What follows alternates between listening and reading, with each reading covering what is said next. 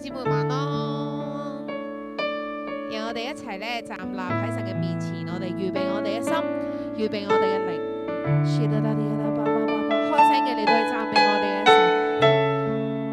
係啊，所以我哋真係今日一整日咧，我哋嘅疲倦，係啊，我哋交喺神嘅面前，因為神話我哋應當一無掛慮嘅去到佢嘅面前。係啊，俾我哋今日晚上，我哋喺佢嘅裏面，我哋重新得力。俾我哋今日晚上，我哋喺佢嘅裏面，我哋再一次嚟到被恢復。係因為我哋信靠嘅嗰位，佢係真實嘅神，係啊，並且佢係勝過一切嘅神，係啊，所以將我哋嘅疾病，將我哋所背負嘅重擔，將我哋所遇到嘅問題，我哋交喺神嘅手裏面，係啊，唯有神佢能夠嚟到代替我哋嘅一切。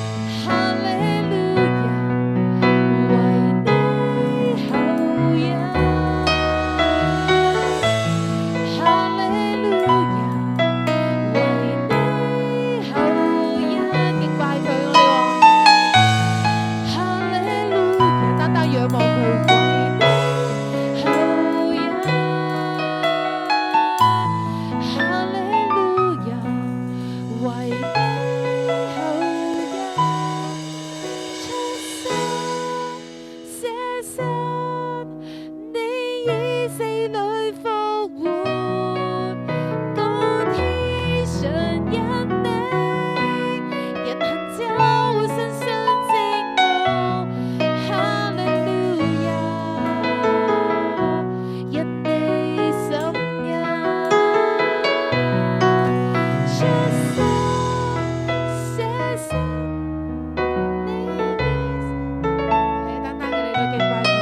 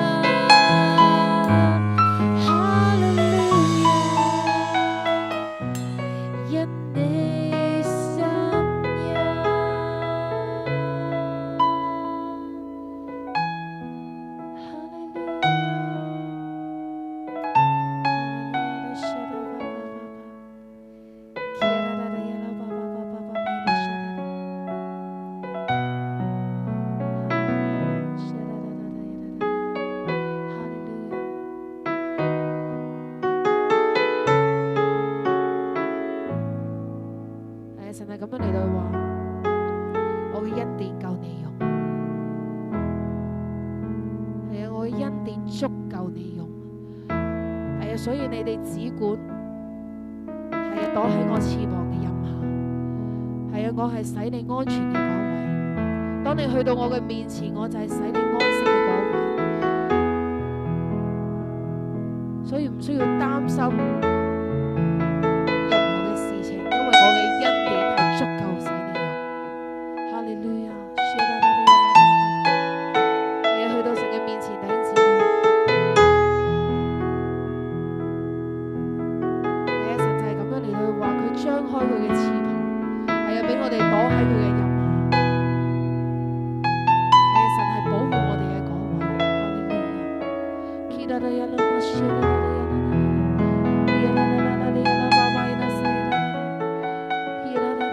將我哋所有嘅嘢嚟到話俾神聽，係呢個時間係單單屬於你同神，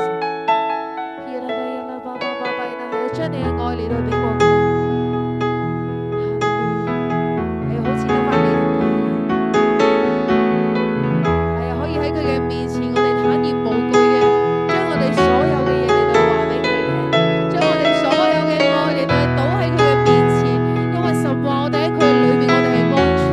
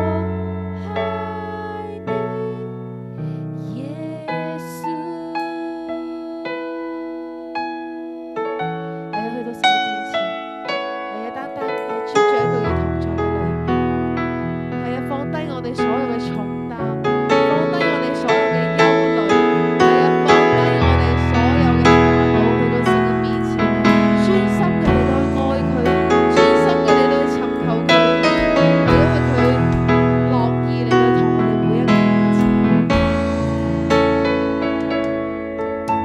我生命中最渴望的一件事，係渴慕佢，切慕你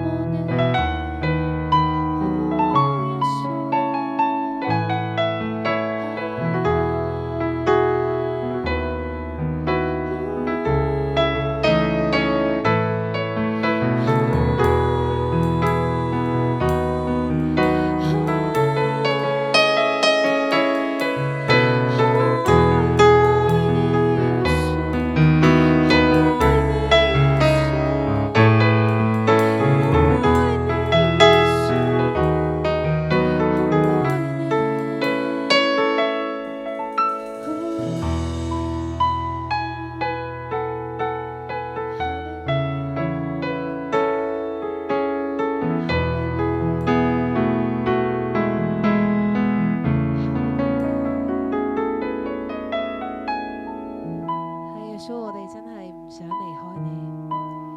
神啊，喺你嘅同在，喺你嘅愛裏面，真係一個好得無比嘅時間。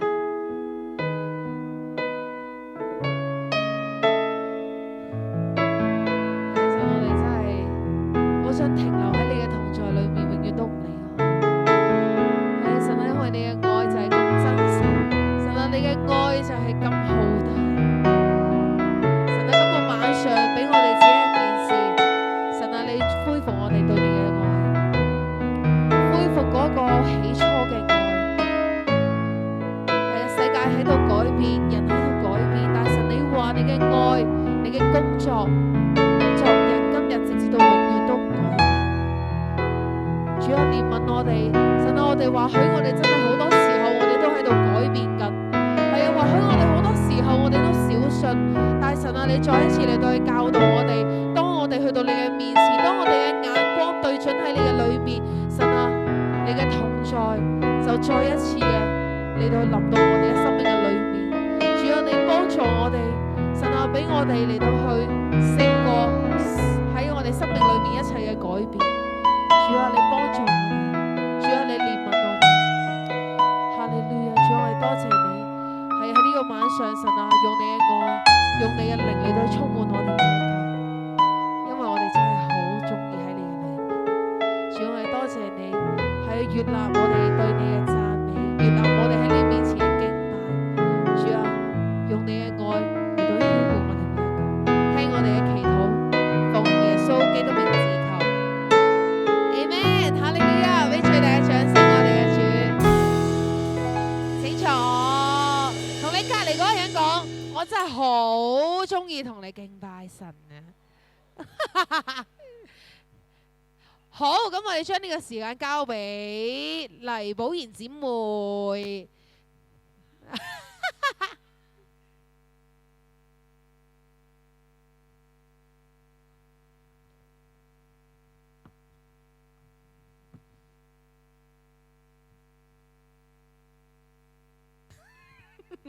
大家好啊！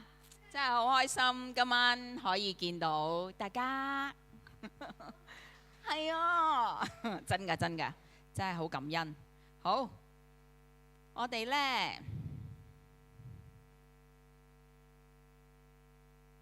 好先呢，我今晚呢，其實應阿楊天牧師啦，應佢被邀請係啦，應約。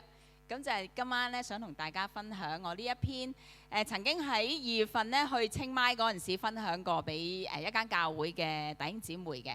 但係咧，當我聽到話牧師話，不如你再一次喺呢度分享嘅時候咧，跟住我就同神講啦，我就話神你話俾我聽要我再分享嘅時候，因為我嘅對象已經唔再一樣啦。咁所以咧，我就好想今晚咧，即係神又俾我一個新鮮嘅，即係當我再話好似再重複講一篇嘅信息嘅時候呢，其實我知道神一定會俾我再用另外一個方式同大家分享嘅。所以呢，今晚呢，我想最主要想分享嗰個目的呢，就係想俾你感覺到，其實喺神喺我哋嘅心裏邊呢，同埋我哋信耶穌之後呢，其實嗰個旅程呢，係同神會好甜蜜。同耶穌會好甜蜜嘅，咁所以咧，你哋同隔離嗰個講啦，祝福你同耶穌嘅關係會越嚟越甜蜜。冇錯，係越嚟越甜蜜。我發覺真係非常之錫我，我好慶幸我認識呢個神。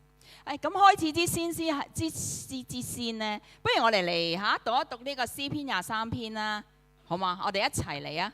我寫晒喺上高噶啦。好，1、2、3。耶和華是我的牧者，我必不致缺乏。他使我躺臥在青草地上，領我在可安歇嘅水邊。他使我嘅靈魂甦醒，為我自己嘅名引導我走義路。我雖然行過死暗嘅幽谷，也不怕遭害，因為你與我同在。你的竿、你的竿都安慰我，在我敵人面前，你為我擺設筵席，你用油膏了我的頭，使我福杯滿溢。我一生一世必有恩惠慈愛隨着我，我且要住在耶和華的殿中，直到永遠。呢一篇嘅詩篇，我相信如果大家信翻主有一段日子嘅時候呢，大家必定讀過嘅。不過容許我喺呢一刻裏邊做一個少少嘅調查，邊個信咗耶穌係10年以上嘅呢？咦？再來啲哦。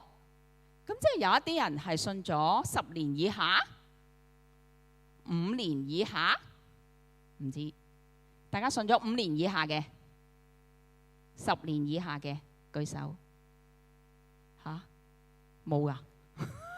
你信咗耶穌幾耐啊？2年。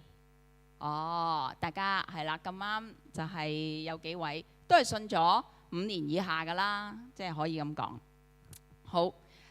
咁但係咧，我記得咧，我初信耶穌冇耐咧，就要讀呢一篇嘅詩篇㗎啦。我睇翻第一篇，我就讀呢篇嘅詩篇㗎啦。好多時咧，我哋都會攞嚟，因為我覺得啦，咦，好容易讀嘅啫。我知道神好愛我，佢係我嘅牧者，佢又會供應我啦。總之我唔夠嘅時候咧，佢就會加力加俾我啦，係咪啊？佢又會供應我啦，又會補充我不足啦，佢又會帶領我啦。我哋有困難嘅時候都唔使驚㗎，佢會幫我解決嘅，佢會嚟幫助我嘅。喺我裏邊，我最初對神嘅認知就係咁啦，就係咁樣。咁但係當我信咗有一段時間嘅時候呢，咦？我最近我突然間去再諗翻呢一篇嘅詩篇啦，我覺得佢裏邊不停咁講，你又使我點啊？我又可以點啊？因為你又同我點，我又同你點，佢好似講緊一個好特別嘅關係，好似詩人呢去記載緊佢同神嘅經歷。我再睇翻呢篇詩篇嘅時候呢，我唔再讓呢篇詩篇話俾我聽啊！你嘅神係咁嘅，你嘅神係可以供應你嘅，你嘅神可以幫助你嘅。唔係，我開始去睇呢篇詩篇嘅時候呢，我有我嘅經歷套到上去啦。我有我神喺我好唔開心嘅時候，我感覺到佢同我一齊。咁所以呢，好似一個頭腦上我哋知道，哦，得啦，你同佢有關係，佢同你有關係，係喎，係咪淨係咁呢？當我再去諗嘅時候呢，我頭先呢去敬拜嘅裏頭呢，神同我講，佢話你每一節嘅經文裏邊呢，你都可以諗翻起佢係點樣幫你。當我去呢，我去睇啦，譬如他使我嘅靈魂甦醒，為我自己嘅名引導我走義路。我不然就分享，趁呢個時候分享我，因為我嚟到呢間教會嘅時候呢，我都唔係第一日信主就係呢一間教會。其實我信咗22年。我最初嗰陣時，我妹妹帶我返教會，佢就話信啦，家姐信啦，我哋一家人信咪好好咯，大家有一個神喺度帶我哋。咁我係因為親情而信，我覺得我都好愛我個妹，既然佢想，哎呀是但啦，信啦，信下冇壞啊。信咗神，返教會，返下就覺得最初嗰陣時去諗啊，返教會都唔需要一定係個個禮拜返啦，返去聽下道理，知道下咪得咯。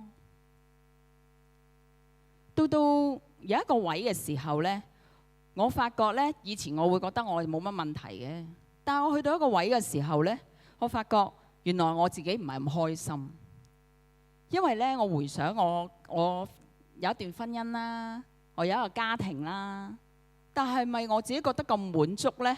其實又唔係。到有一個點係我開始覺得，其實我信咗耶穌之後，我都唔係咁話咁開心。有一個點直頭會覺得婚姻開始出現問題，我覺得就嚟唔掂啦。就嚟好想，不如解決咗佢啦，分開。但當其時我信咗耶穌，他使我嘅靈魂甦醒，為自己嘅名引導我走義路。當我去咁樣諗嘅時候，我亦都咧慶幸我仲喺教會嗰陣時，我喺一個好好嘅一個我母會，係一個浸信會，佢哋嘅牧養體系好好啦。我有好多組長啦、區長啦、牧者啦，去為我同我丈夫去做婚姻輔導。當其時我都覺得人嘅層面，好似我都覺得未係好服啊，即係你唔明㗎啦，我家庭婚姻有困難，你哋唔明㗎啦，我都唔知點解會走到咁。但係當我被人去愛嘅時候，我翻去尋求神嘅時候，佢好奇妙，就喺我哋嘅婚姻嘅裏邊，神竟然介入咗。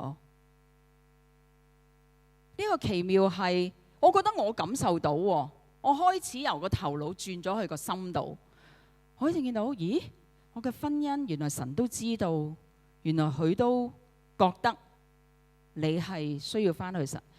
我老公係比我更先信耶穌嘅，但係喺我哋結咗婚之後，佢就唔再翻。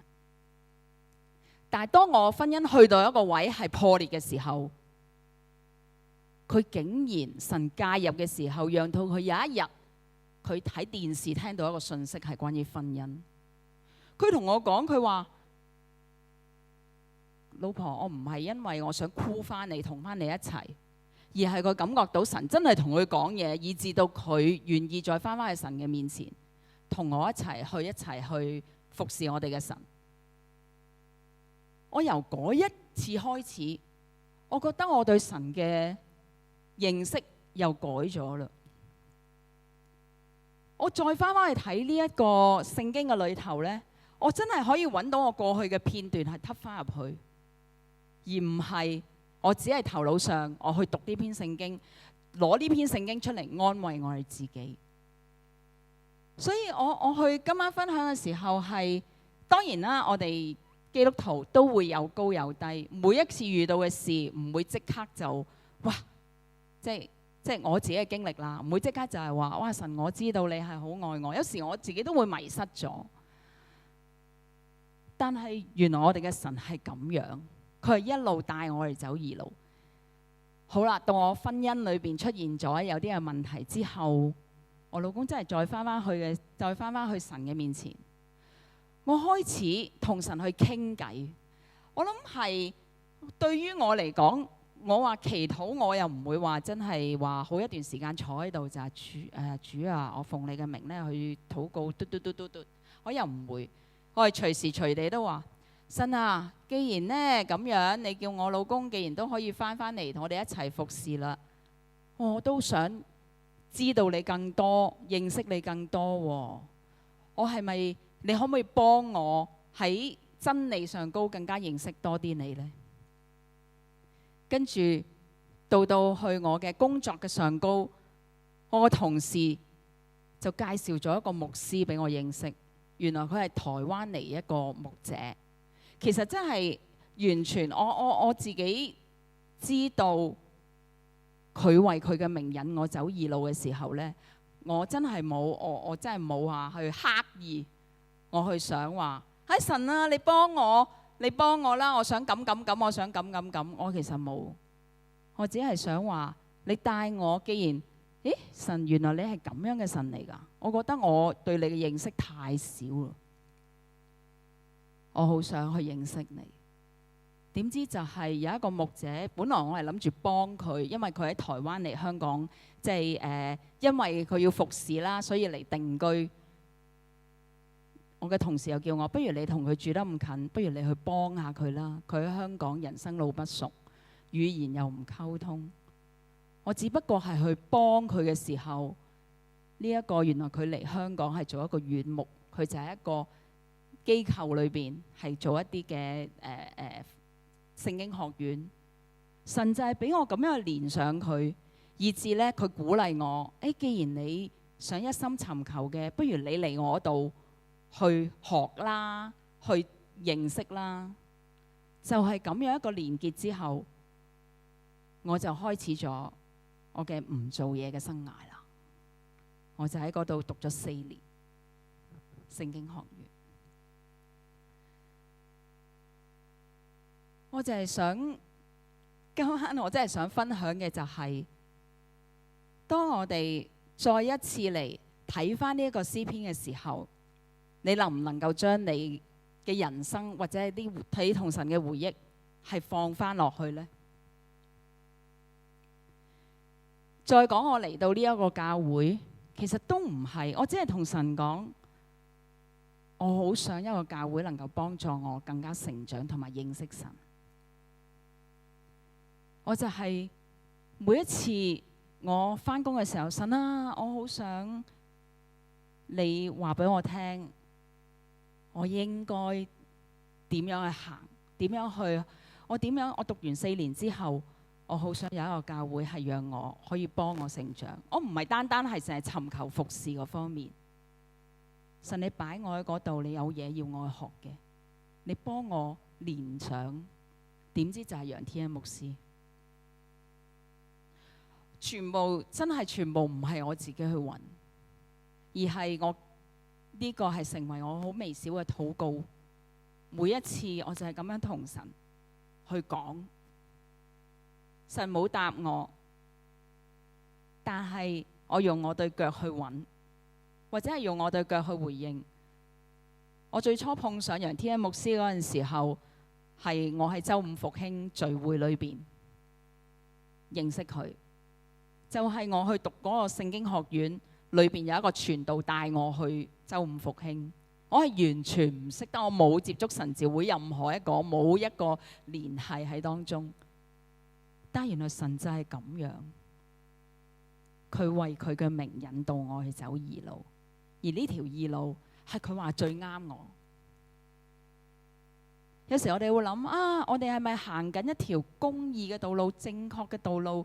啱與錯，我哋都會去咁樣諗。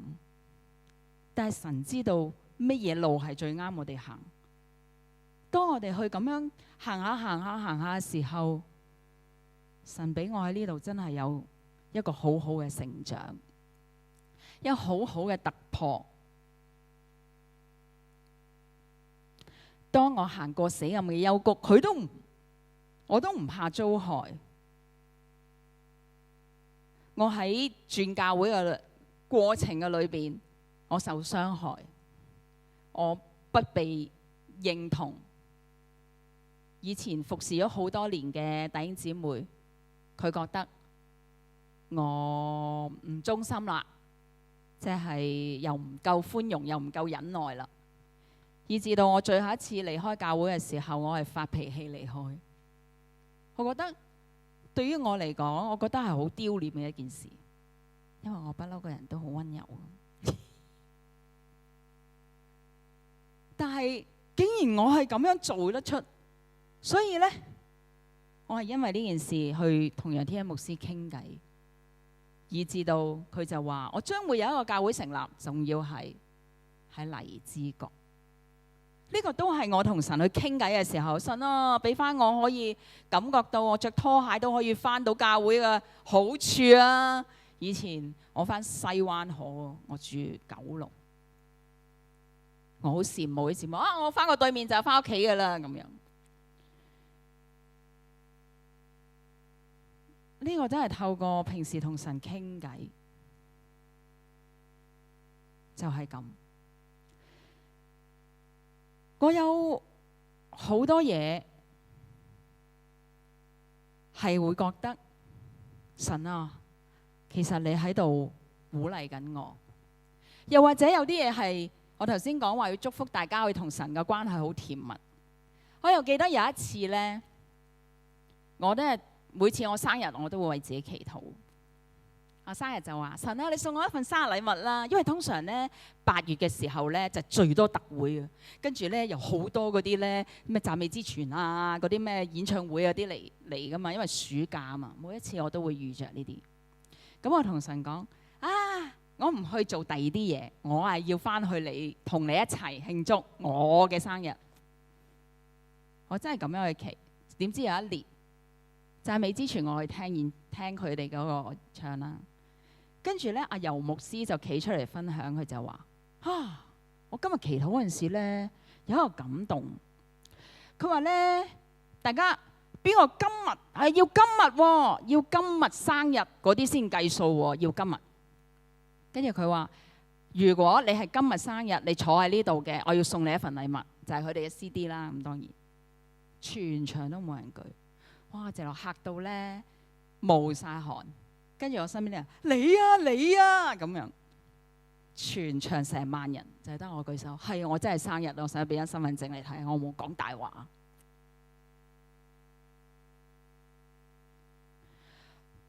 我以至到我想話，其實呢篇詩篇其實係鼓勵緊我哋，你去檢視一下你同神嘅關係，有冇啲嘢擠翻落去嘅時候，呢一個亦都係我哋捉緊同神，我以至我可以繼續走路。過去我咁樣經歷神，神你好愛我啊！我行前面嘅道路，咁咪有更多好刺激嘅嘢，好好玩嘅嘢會前面等緊我。原來喺詩篇23篇嘅時候咧，我以前咧即係成日揾呢段經文出嚟咧，我都會覺得好慘啊！神啊，你安慰我，係啊，你因為可能嗰陣時又唔係好明白聖經啦，係啊，你話啦，你話喺敵人面前你幫我擺設筵席噶嘛，主啊，你幫我討回公道啦，我俾人恰啊，哎呀，佢又唔明白我啊，我以前會係咁樣，但係去到今日嘅裏邊，好快好似嚟到最尾嗰段，但其實未完嘅。一生一世必有恩惠慈愛隨着我，我且要住在耶和華嘅殿中，直到永遠。以前我會好覺得咧，好似係一個讚美或者係一個敬拜嘅詩篇，我就我好想同人同佢同在。但係而家我發覺我自己又好中意停留喺神嘅同在嘅裏邊。每一次嘅敬拜，或者係我能夠去出席到，無論係有神同在嘅地方，所以其實我發覺我自己中意返教會，唔係因為其他嘅嘢。當然啦，弟兄姊妹，我有啲真係好中意返嚟同佢哋一齊可以完咗聚會一齊食飯啊！今日 Fanny 又叫我出嚟食嘢，其實我食咗㗎啦，我都話好咁又食多一餐，我都會好想去見到佢哋。但我發覺，當我哋全部人一齊去敬拜嘅時候呢，我覺得好開心，好開心。所以呢，我好記得用呢一篇嘅詩篇呢去分享，去清邁分享嘅時候呢，神有好多小細節都俾我見到嘅。我一去到，我清邁第一次去啫嘛，短宣。我一去到，個家庭接待我哋，佢頭頂嗰幅畫就係詩篇23篇。我就係帶住神感動我，係咯，帶住我。我記得我好耐之前都分享過詩篇23篇，但係我就係去分享神你點樣牧養我，我點樣做羊仔跟住你。但係到我分享再去一次，我喺今年嘅裏邊，我覺得神好打動我一個信息，好想鼓勵我自己。同大家弟兄姊妹，你係唔係淨係坐喺個教會裏邊，唔係淨係聽翻嚟聽我哋嘅神有幾好，而係你可以去咁樣一齊去經歷神嗰個好奇妙嘅帶領。我可以去有好多好多嘅細節去分享，亦都好多。我有高山有低谷，我有低谷到我唔想服侍啦。我記得我嗰陣時都有同阿欣姐去分享，我好感恩嚟到，即係去到裏邊有好多人去，我都有去分享過。去到一個位，我直頭係又轉咗教會啦，嚟咗之後，我又覺得好多嘢要重新嚟過啦。以前建立過嘅弟兄姊妹嘅關係，又冇晒佢哋喺我身邊啦。嚟到呢一班都係一間新嘅弟兄姊妹，佢唔知我過去，我亦都唔知佢過去。但係原來神就係咁樣幫我為佢嘅名引導我走義路。當我好低谷嘅裏邊，直到唔想去服侍嘅裏頭，神唔知點解一次又一次佢醫治我，並且佢興起我裏邊嘅靈，完全係我覺得喺經文裏邊，讓我哋深深感受得到。我唔知點解係有嗰種嘅興奮。每一次我去同弟兄姊妹有一次就係有個姊妹就喺我嘅車，我揸車車佢哋翻去，我可以講翻同神之前嘅經歷，我亦都可以講到喊。唔知點解越講我就覺得好感動。我覺得神好愛，好愛我哋，所以呢，我想呢個時候呢，亦都邀請呢阿 Fanny 出嚟分享，因為呢，我哋嗰陣時咧清邁嗰陣時係咁夾，佢去分享翻呢，佢同神嗰個嘅經歷。而家 Pauline， 唔該晒。我啲分享呢，同佢真係好夾。點解呢？因為最初佢話要講詩篇23篇嗰時，我就話：咦，我又係想講呢樣嘢喎。因為喺有一個時間，我係將呢一個經文呢，我 po 咗上 Facebook 嘅。所以佢一講嗰時，我就話：咦，好夾喎我哋。咁於是呢，就佢講道啦，我就講見證。咁我想講啲咩呢？其實就同好多嘢有關嘅。咁你見到第一幅圖呢，其實嗰度係我屋企嚟㗎。咁你見到牧師係咪？見到周師傅係咪？點解會喺我屋企出現嘅？唔係幻覺嚟㗎，係真㗎。你哋記唔記得疫情嗰段時間啊？你哋有冇得返教會啊？教會 lock down 晒係咪？咁跟住自己喺屋企睇崇拜、睇電視，睇電視真係其實幾孤單嘅。咁某一日啦，我有個異象啦，咁神就同我講，其實你可以開放屋企俾人哋一齊嚟崇拜嘅喎。咁我就諗，咦，我媽媽以前係咁做，唔通幾十年之後我又要跟住佢做？咁我祈完禱就覺得神話係啊。咁點解我要開放屋企俾人嚟聚會呢？因為你知當時要打針啦，有好多人好多地方唔去得啦。有啲地方真係唔歡迎啲冇打針嘅人啦。有啲人又唔係好想去好多人嘅地方啦。咁同埋最重要嘅就係話一齊崇拜嗰個感覺，同你一個人喺屋企睇電視嗰個感覺係好唔同㗎。咁最初其實就係我自己個組，我哋每一個星期就邀請佢哋嚟嘅啫。咁跟住發覺，有其他人都可以嚟喎，咁我就大膽啲邀請其他人啦。咁有啲係信咗㗎啦，有啲係未信㗎啦。咁佢都一齊嚟我屋企崇拜。咁牧師有一次佢就話：喂，我嚟你屋企開 live 咯。咁我話咁刺激，好啊好啊咁就所以有一次佢就嚟咗我屋企開 live 啦。咁跟住呢，呢個就係我 po 出嚟嘅詩篇23篇。咁當我開始咗做呢樣嘢之後呢，就有嗰陣時係2022年嘅5、6月開始，我哋有屯子圍聚火站啦。跟住啲好特別嘅事情就開始發生啦。咁就喺2022年嘅7月，咁嗰日呢，其實係我公司喺屯門嘅分店呢開幕，但係好嗰日係8號風球。咁我老闆就話風雨不改都要照開。咁我哋要去啊嘛，咁我老公又一齊去啦。咁喺嗰日呢，其實你知道8號風球冇乜車行，咁我呢就諗起我一個同事，佢住喺龍珠島，咁佢要過去屯門悅品酒店，好似有啲困難喎。咁我就話：哎呀，不如我嚟車埋你啦。咁就係因為咁樣，我哋就過咗去車佢啦。喺出嚟嗰陣時，就遇到呢個車禍啦。咁唔知你知唔知龍珠島咁係一上一落噶嘛？咁當我哋其實啱啱接咗個同事，佢仲耷低頭喺度執緊嘢。咁架車一出就我其實唔知發生咩事。我突然之間發覺，咦？點解我老公個眼鏡飛咗我度嘅咁？咁我自己就插咗一下，跟住呢就唔知做乜嘢喎。咁我老公就話：哎呀，撞車咁。咁我就話：哇，乜啲車咁衰嘅，撞完我哋走咗喎，因為見唔到隔離線有車啊。撞車 suppose 係兩邊有車噶嘛，但我見唔到有車，我就話架車咁衰嘅，撞完我哋走咗去嘅咁。我老公就話唔係啊，係我哋撞到人哋啊。咁我話架車呢，原來架車飛咗喺後邊，喺個豪宅前邊。咁跟住我哋就落車啦，就見到架車撞得好嚴重。其實我哋架車都撞得好嚴重，但係佢呢直頭個轆都甩咗。咁我就覺得撞車係雙方噶嘛，其實對方會唔會佢都唔啱呢？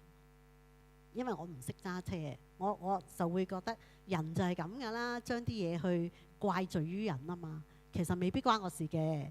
我老公第一句同我講係我撞人嘅，係啦。我心諗乜你咁老實㗎？咁如是者就又報警啦，又好多即係消防車咩車都嚟晒。咁我哋先發覺原來後座係有個乘客受咗傷，因為見到佢出嚟呢係扶住個膊頭就上咗架十字車。咁當時我都覺得好唔安樂，哎呀慘啦，撞到人哋受咗傷喎咁。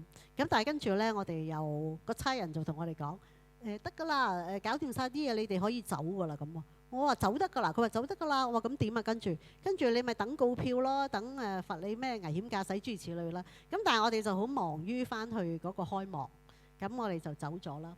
咁其實呢件事呢，纏繞咗我哋年幾啊。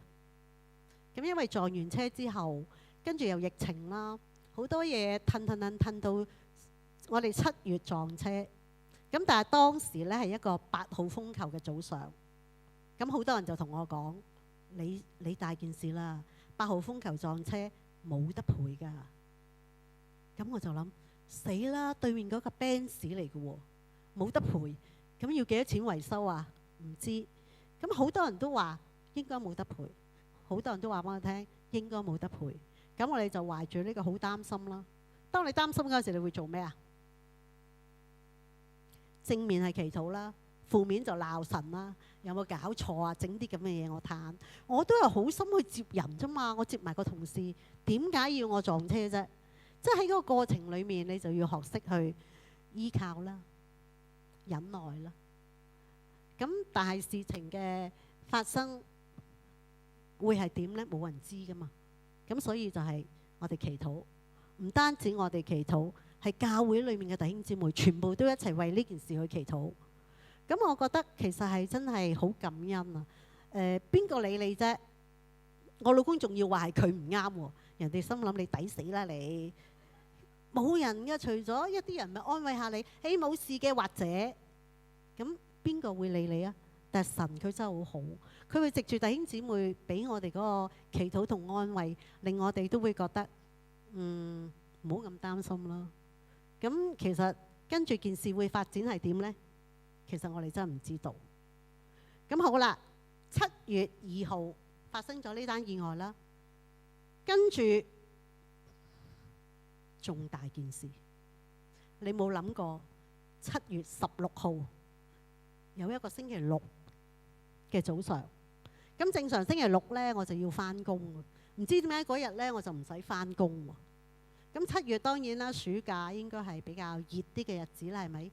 咁我記得我同佢喺屋企食完早餐，咁就好百無聊賴咁樣，佢突然之間去完洗手間出嚟呢，就坐咗喺梳化度同我講：我好熱啊咁。咁我心諗：哇！你咁大個人，好熱你咪除衫咯，好熱你咪開風扇咯咁。佢講完呢句説話之後呢，就除衫啦，除完之後就瞓咗喺度喎。跟住我就諗做咩呢？佢我未見過佢，即係我冇直接咁樣見到佢咁樣噶嘛。咁我當時就話：玩咩啊你？咁佢呢就好似撞咗邪咁，佢係直頭喺度手舞足蹈，唔知做乜嘢。咁我望住佢，我又唔知佢做乜嘢喎。咁跟住呢，佢就瞓咗喺度啦，瞓咗喺度就開始好似不省人事咁樣啊。咁我第一個直覺就白花油，咁我就去揾白花油，係咁捽佢啦，冇反應。咁我拍佢啦。一路拍我就話：係咪要 call 白車啊？係咪要 call 白車？其實佢唔適應我噶嘛，但係我都唔知點好，咁我咪問佢咯。佢又唔適應我，跟住我就要 call 白車啦。當然，咁我打咗999，講完個情況，我第一件事就將我影咗一張相，我就發咗喺教會個群組，跟住就好多弟兄姊妹為呢件事祈禱啊！佢哋不斷咁話：你唔好擔心啊，我哋為佢祈禱啊咁。其實我個心係好亂，我唔知佢發生咩事。總之佢就昏迷咗。咁跟住好快救傷車嚟到啦。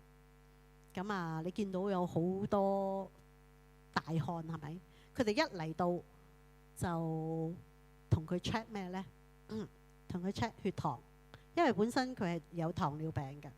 咁一 check，佢就同我講：哇，太太，你遲1分鐘打電話，佢應該救唔翻㗎啦。我話點解啊？喂，佢血糖得1點幾咋咁？咁啊即刻吊水啦！佢冇醒到啊，佢繼續都係喺度昏迷緊。跟住佢就嗱，你見到佢其實拎住嗰啲啦，咁啊一路同佢急救啦。咁見到佢咧好安然咁樣瞓咗喺地下，完全唔知發生咩事。咁隔咗一段時間之後咧，佢就慢慢開始醒翻。你見佢隻腳動高咗咧，其實佢就開始醒翻。再跟住佢就擘大眼望住我，發生咩事啊咁啊？我話發生咩事啊？你真係一啲都唔知㗎？唔知啊咁 whatever 之後就要去醫院啦，留醫啦，跟住再 check 啦。咁喺呢件事去到醫院，其實已經冇咁擔心啊，因為起碼佢醒翻啊嘛。咁又有咁多護理人員喺身邊，咁跟住我好記得嗰晚我好似仲翻聚會添。跟住啲人見到我，哇！你做咩仲翻嚟嘅？我話我好需要耶穌，我真係好擔心。我一個人留喺屋企，我咪仲驚，我又唔可以喺醫院陪佢，咁我不如翻嚟啦。咁我又好知道弟兄姊妹佢哋即係一路為我好懇切咁樣祈禱，以至於佢真係好快咁樣醒翻。咁跟住我哋啲組員呢就同我講屬靈爭戰啊！我第一次接觸到呢個字，我話咩屬靈爭戰啊？佢話你接二連三咁多事發生，你仲要開放埋屋企俾人哋嚟聚會，咁我話咁又點啊？佢話你隔離屋拜神㗎嘛係咪？我話係啊，佢哋日日喺我門口就裝香，嗰啲味呢好濃嘅，供咗過嚟，我覺得好唔中意。佢話咁咪係咯，嗰個神覺得你個神即係冇理由你又入埋嚟㗎嘛，所以佢咪搞你咯咁。我話我又真係唔係好信有啲咁嘅嘢咯。我話就算係啊點啫，我一啲都唔驚佢咯。我好記得我就係咁講，我唔會驚佢咯。佢越係咁，我越係要更加開放多啲。呢件事其實講翻轉頭，我都仲係好激動。咁我好記得 Pauline 同我講話，我要去講呢個見證嗰陣時，我就去揾我啲稿啊。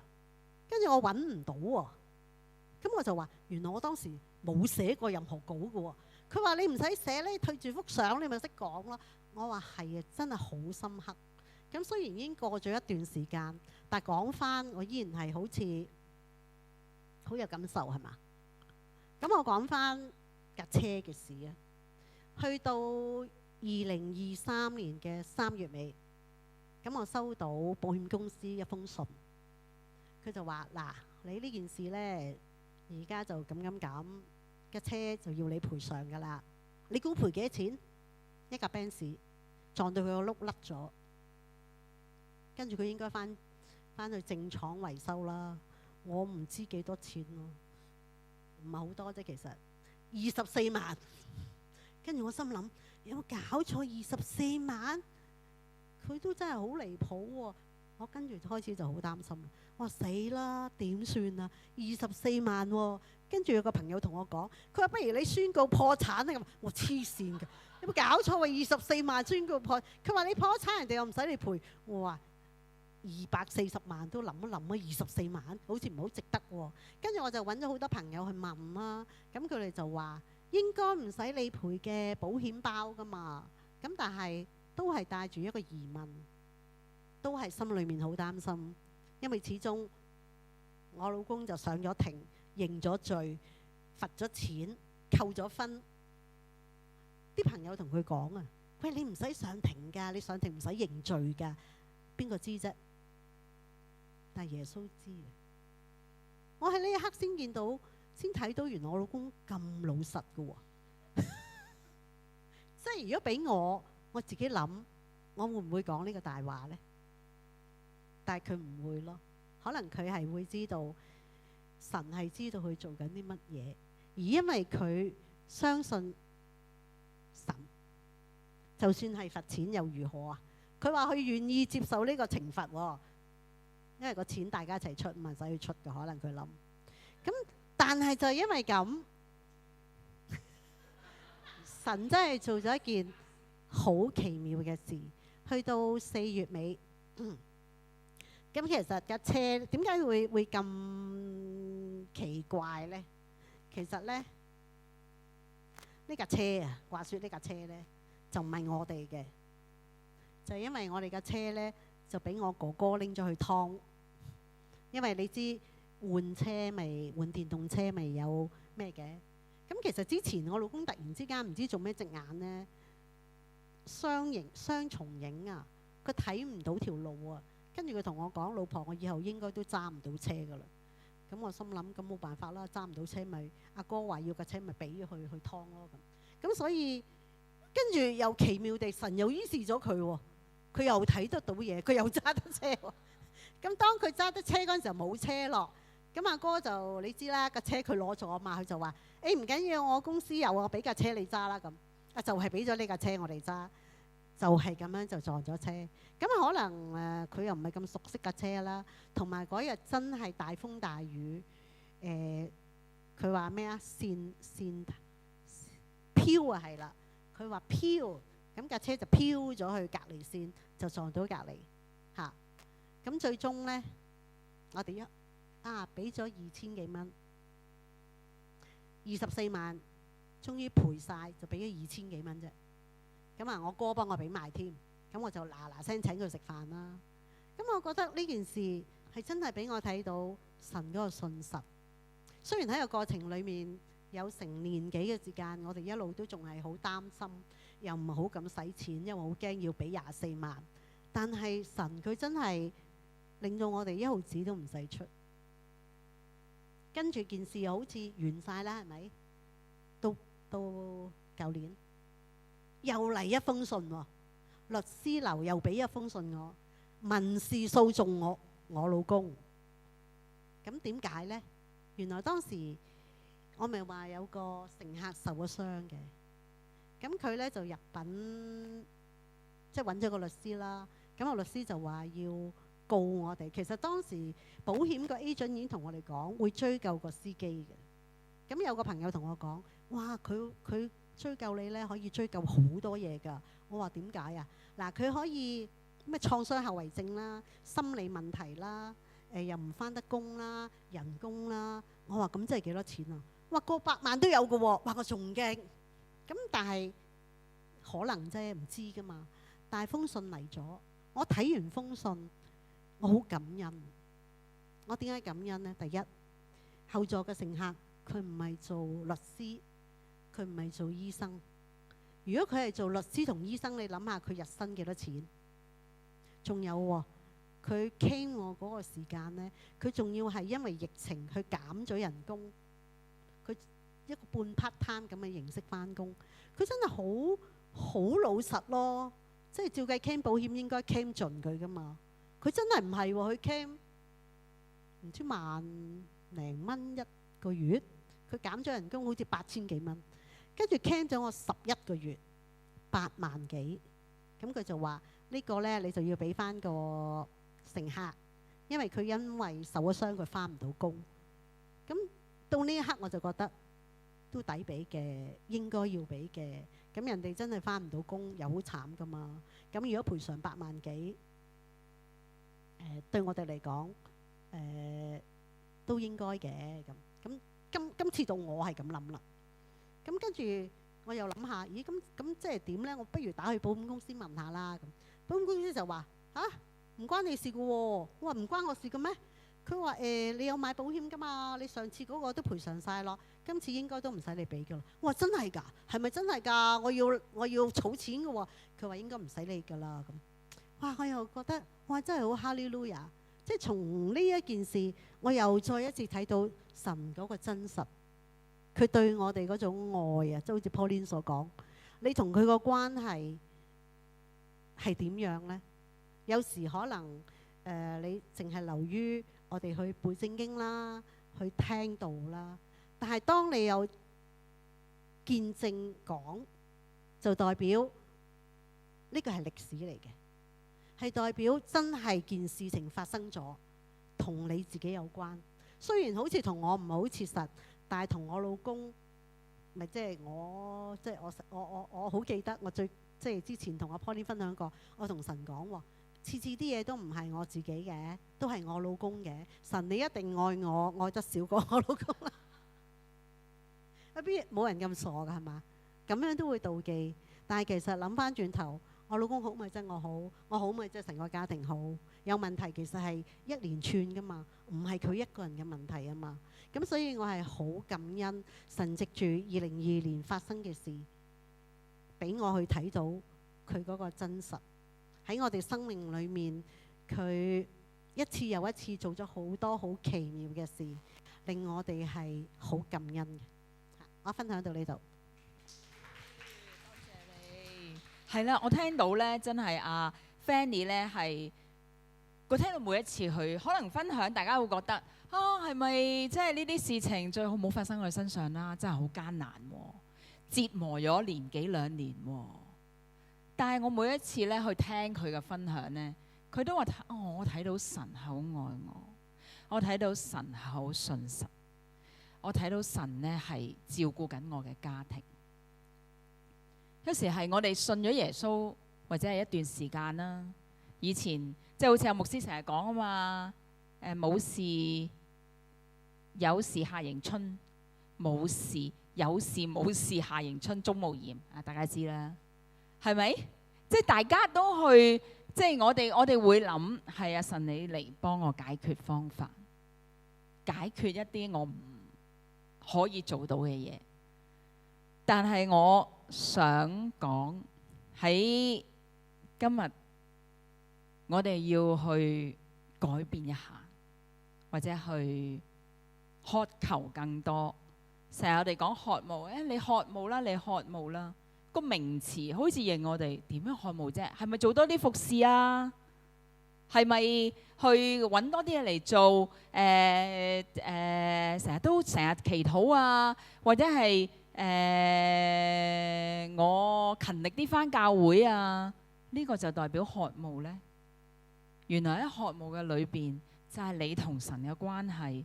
阿主啊，你即係 Fanny 都係因為渴慕。點解你覺得我覺得你好似愛我老公多過愛我嘅？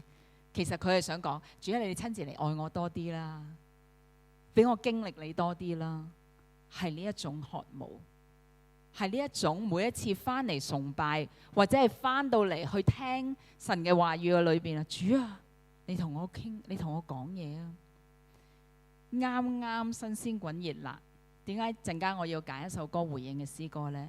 就係呢，我上個禮拜我就睇到我編開始就係要大敬拜啦咁樣，咁我就同神講，我話牧師作嗰啲歌其實好好聽，即係個真心嘅，我唔係刷佢啊，我真係真心覺得佢作嘅歌好好聽。咁有一首歌我好記得，就係感謝你。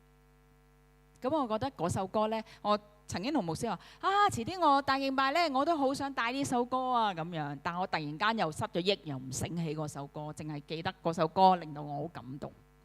咁點知呢，就係琴晚培訓課程呢，阿師母就錄咗段音樂，就係準備琴晚要去帶。咁啊錄咗段音樂俾我聽，跟住一響起個音樂，我就記得係呢首。我好感動，我真係喺度揞住個口喺度喊，因為其實神佢係聽到我每一句説話，我心裏邊我同自己講啫嘛，我成日自言自語，即係我同神講，神同我講。但係佢連咁微小嘅嘢，佢都即刻嚟回應我，我個心係好感動。所以喺今日嘅裏邊，我嚟分享嘅，我好想鼓勵大家，你去咁樣同神求啊！神啊，我係好想你喺我生命裏邊去顯現，俾我去見到你，打開我嘅眼睛，俾我去感覺到你，俾我去知道你常常同我一齊，因為你與我同在，你必有恩惠慈愛伴隨住我。所以到最後呢，我想送多一段經文俾大家。咁呢一個呢，就係喺箴言嘅3章6節，所以裏邊講，喺你一切所行嘅事上高，你都要認定佢必指引你嘅道路。原來認定個原文呢，就係話，唔係話俾佢聽呢樣嘢係神啊，佢係認定嘅意思係要認識、知道，最重要係從經驗裏邊去領悟。當我去禱告嘅時候，神就俾咗我呢一篇呢一個箴言。我想今日鼓勵大家，你係喺事上高要認定佢，喺呢個認定嘅裏邊，你會更加認識佢，你會更加領悟到佢係一個點樣嘅神，好嘛？我哋一齊起身回應，我哋去感謝我哋嘅神。感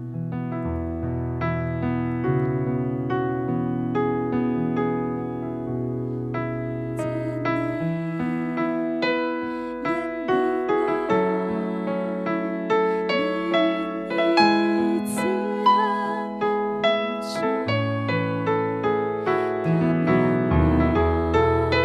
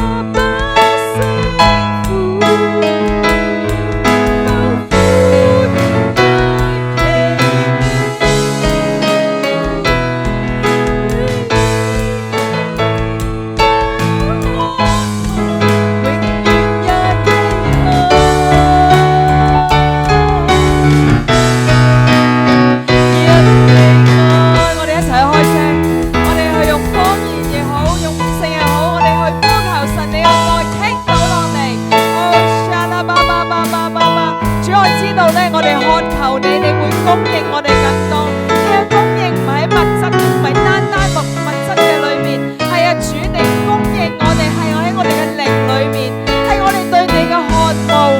係啊，主我哋話咧，我哋去認識你，係唔停留喺個認識嘅階層嘅裏面。係啊，主你更叫我哋咧去認定你，去從經驗裏面去領悟你係一個點樣嘅神。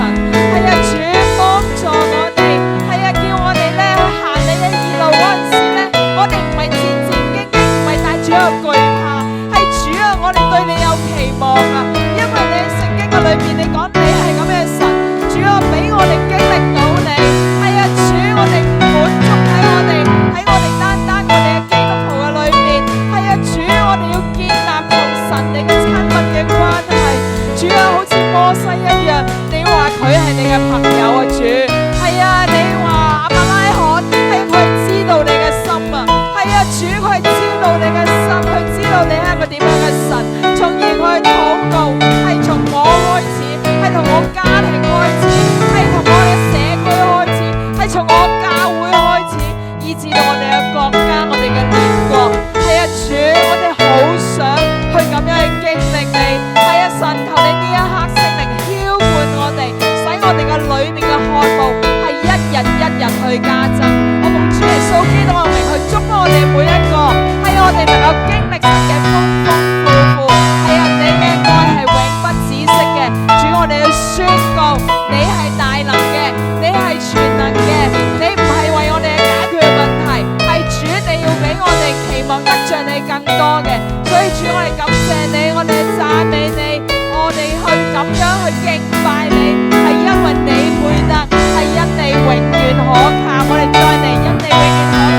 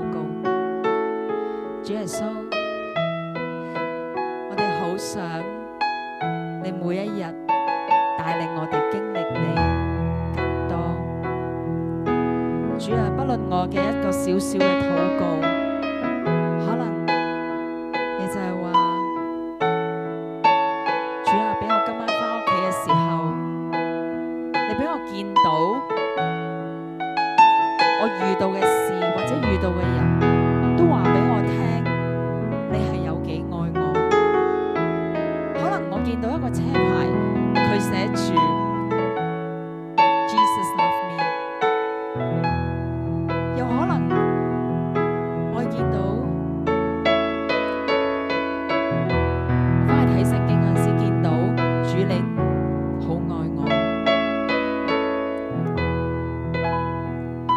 主啊，就俾我經歷你由咁微小嘅開始，有呢個咁奇妙嘅經歷。主啊，幫助我，同我一齊經歷你，好似老公老婆咁樣咁甜蜜，或者係你對你嘅仔仔女女去講，媽媽好愛你，爸爸好愛你一樣。所以主，我哋多謝你，俾我哋今日帶住呢個祝福返到我哋屋企嘅裏邊。以上嘅禱告係奉主耶穌基督得勝嘅名字祈求，阿們。好，我哋想呢最後，我哋將我哋嘅感恩去獻返俾神，好唔好啊？係啦，喺呢一刻我哋預備一下。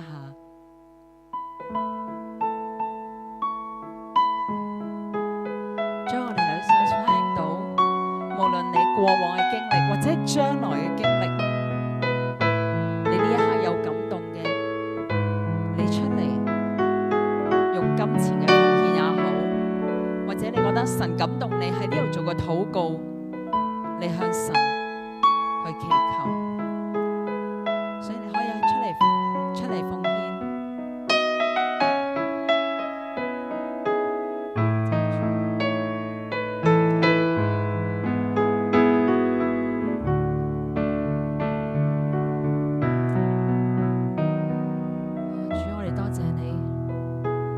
為着呢個奉獻，我哋獻上感恩，因為主你真係好愛我哋。